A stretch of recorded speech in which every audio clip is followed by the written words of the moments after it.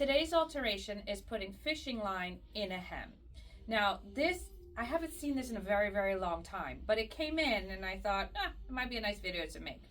First thing we're gonna use is set up our machine, and we're gonna use woolly nylon. But woolly nylon, because it's fluffy, it's difficult to get it to go loop properly. So I'm gonna show you one of the techniques that I use. There are many, and I'm sure people will comment on what they do, but this is what I do. So what I do is I have already threaded. I lift up my presser foot to release the tension discs. And then I take this thread and I make a knot. Actually, I have to make this a little higher because it's, there we go.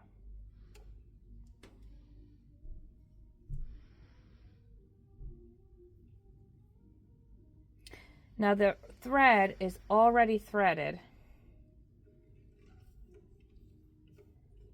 through the machine. Okay, so make a nice good knot. You want to make sure from all directions it doesn't slip out. Okay, take my next one.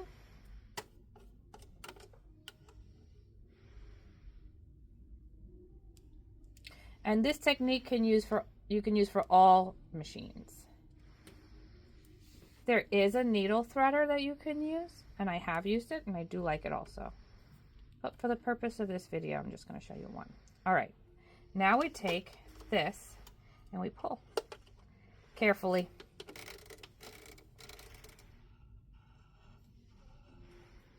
We got one and we lost the other. This happens often. Now I get to show you my needle threader. Pause video. So this is the needle threader that I use. Okay, it unrolls. Got a little fluff in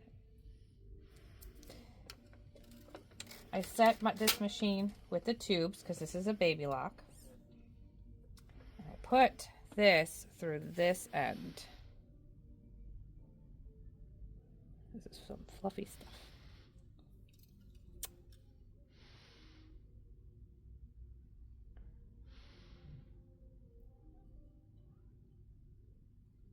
Okay, make sure you get a good long tail. I've had it slip out. Then you take this end, I don't know if you could see that, and we're going to feed this end through the tube.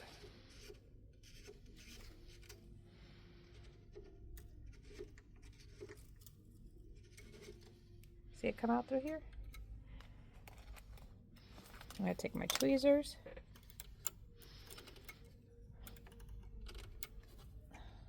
Or not. Ta-da! Okay. Cut it. All right.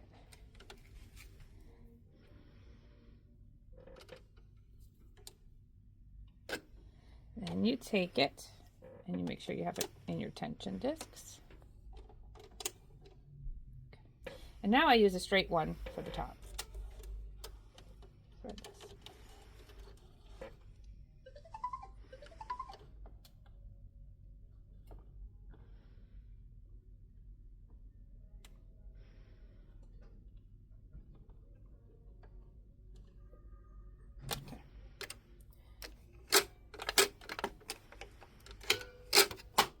Next thing I make sure is that my needle is in right, not left.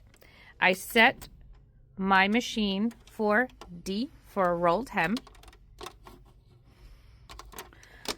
I make sure everything is done properly. Okay. And because this is going to stretch, we want it to stretch. So we're okay putting it in the neutral position because we're putting it on tool.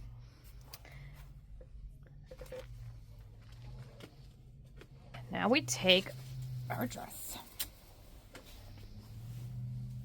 and we start from center back. So we find the back of the dress. I go by the zipper and I go towards the back.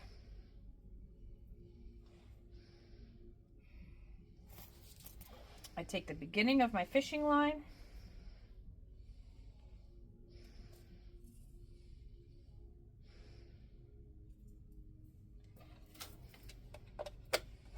lift the foot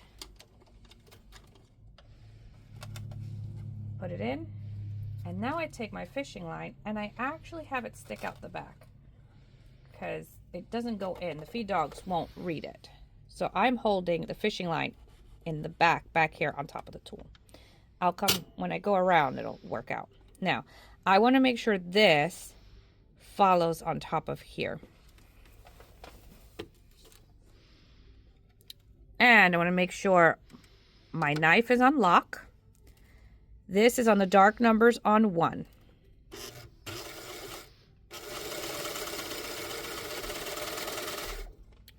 And I like to have this tail because I can feed the fishing line from both ends by pulling, actually not really pulling, keeping tension.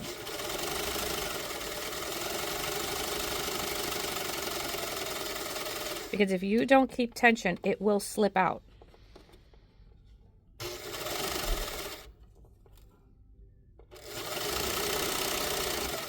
My guide and my eye is watching right here. I'm making sure the fishing line stays. You see this line right on top? On this side. Between the knife and here is where I'm feeding the fishing line. So again, slow process, take your time. I'm going to go a little further and show you what it looks like.